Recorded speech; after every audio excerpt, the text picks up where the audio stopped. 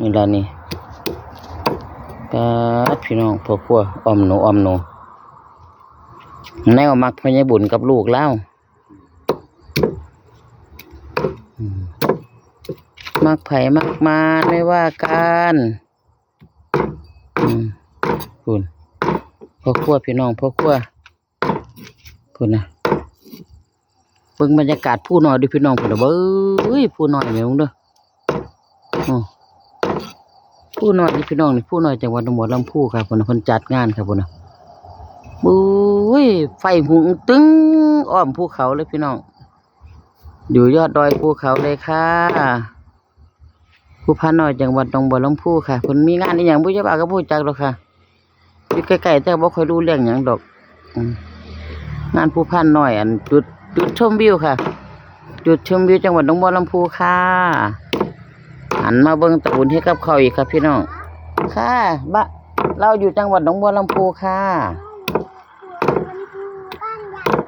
ค่ะบ้านเอม่าเหมือนกันนั่นแหละเอม่าก็อยู่จังหวัดหนองบัวลำพูนี่แหละ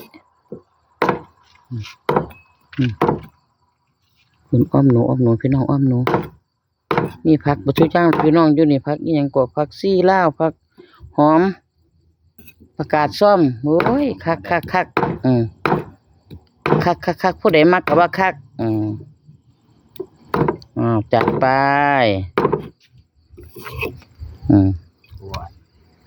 พญาบุญกับลูกกินอ้อมหนูใจบ้านมีเนื้อหมูป่ะมีด้วยเนาะข้อยกินเนื้อหมูข้อยก็กินแล้วดอกไม่ได้ยากดอกข้อยไปเห็นพอดีเนาะไหนเอาสิเอาหนูให้พ่ออ้อมมานี่ว่าฉันได้เอาแบบบ่คิดเลยมันก็ได้ยังบอกอยู่แต่นักกินแล้วอ้อมหนูพอกับลูกมากลายแต่ว่ายายบ่กินนั่นก็แล้วมีเนื้อหมูก็กินเนื้อหมูมีไข่ก็ทอดไข่บ่ได้ยากหรอกพี่น้องกินนั่นก็แล้วจะว่ากินง่ายๆคุณรถคุณจะขึ้นไปผู้น้อยบ่ไปผู้น้อยบ่คุณบรรยากาศผู้น้อยพี่น้อง อันนี้กับบรรยากาศหน้าบ้านค่ะเดี๋ยวบรรยากาศหน้าบ้านค่ะบรรยากาศหน้าบ้านร้านกระเด็นอยู่นี่ละบรรยากาศหน้าบ้านกับพี่น้องบรรยากาศหน้าบ้านอันนี้บรรยากาศข้างบ้านค่ะอันนี้กระทั่งเข้าไปในตลาดหนองบัวลำพูค่ะเส้นทางรอบเมืองบ้านได้วัดค่ะเอาบรรยากาศหน้าบ้านมาให้เพื่อนๆได้ชมนะคะเนาะคุณคำแรงมาฟื้นไฟกับหุงตึงบรรยากาศดีพี่น้องกับหลังเขาพี่น้องภูเขาใช่ว่าพาออกมาชมบรรยากาศหน้าบ้านค่ะบรรยากาศเย็นคุณเอาเบ้ยพี่น้องมึงดูป๊าดออกมาพี่คอยเห็นป๊าดผู้หน่อยแม่มางามแท้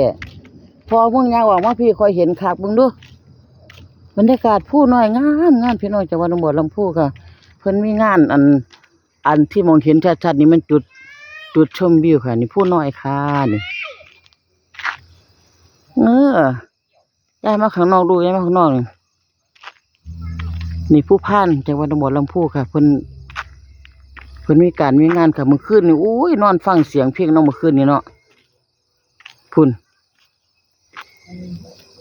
นได้ยินฮอดเสียงค่ะพี่น้องมึงดูนี่จะไกลบ่ไกลแล้วไปได้ยินฮอดเสียงแม่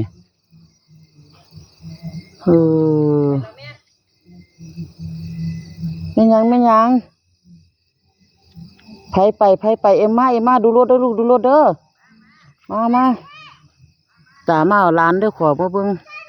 บรรยากาศผู้น้อยพี่น้องมึงดูป๊าดอยู่ยอดผู้พอดีเลยพี่น้องยอดผู้เลยค่ะนี่ได้ว่าทายอยู่นี่คุณนะได้ยินฮอดเสียงเพลงไหมพี่น้องตึมนี่ไหมฟังเสียงเลยค่ะนี่